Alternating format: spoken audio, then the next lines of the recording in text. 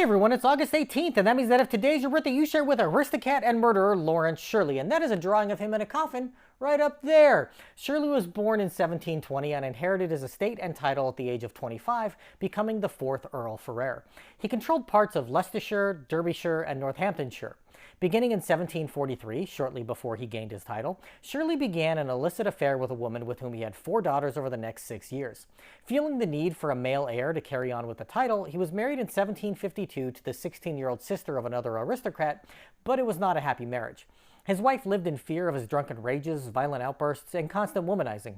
It was so bad that she was able to obtain an order of separation by an act of parliament in 1758, which was highly unusual. She was to receive income from the rent Shirley collected on his properties, and control of that process was handed to a family steward with the most generic name of all, John Johnson.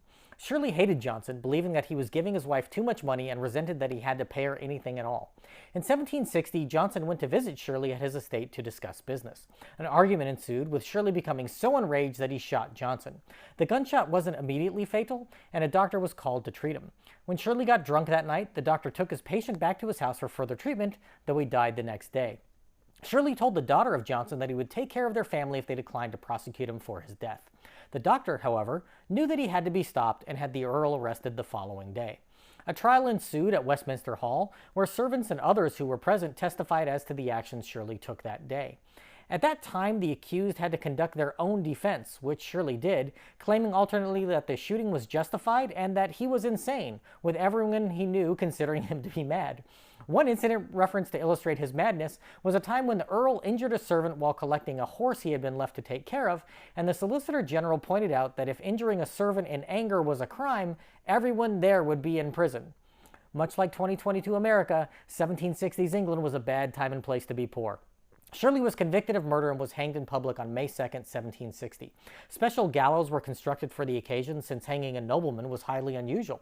He wore his wedding suit made of satin, and the public attendance was so great that it took hours for the short carriage ride to the hanging location in Tyburn, with crowds clogging every road.